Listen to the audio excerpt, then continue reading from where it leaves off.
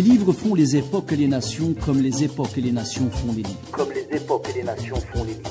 Pages africaines, l'univers des livres. L'univers des livres.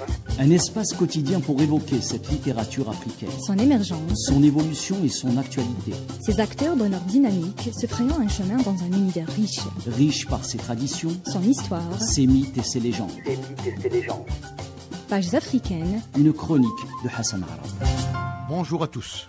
Perpétue ou l'habitude du malheur est l'un des romans qui traduisent d'une manière effective les affres du néocolonialisme en Afrique. Ce roman signé Mongo Betty est publié en 1974. C'est l'histoire d'une jeune fille qui se prénomme Perpétue, qui sera livrée comme fille de joie à un fonctionnaire véreux. En effet, la mère de cette jeune fille décide, en contrepartie de quelques sous, de la céder à un fonctionnaire qu'elle offre à son tour à un acolyte du dictateur Baba Touré. Fille martyre, Perpétue finit par mourir sans susciter de remords chez sa mère, figure d'ogresse.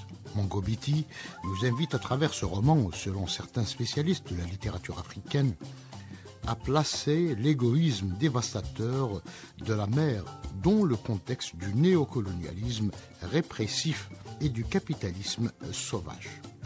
À la dévoration des enfants par les mères correspond donc la dévoration des citoyens par les agents féroces du despotisme et de l'impérialisme. À ce propos, Héloïse Brière souligne, je cite, « Les rôles inversés, mère-fille, sont l'image d'une Afrique incapable de se donner des lendemains. Si les enfants sont pour ainsi dire dévorés par leur mère, celles-ci sont elles-mêmes victimes de la rapacité post-coloniale. » Fin de citation.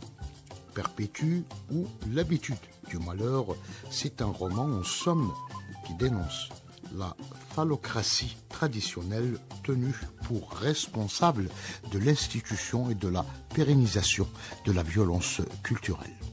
Il dénonce aussi la collusion de la dictature sanglante néocolonialiste avec les organisations impérialistes. À très bientôt.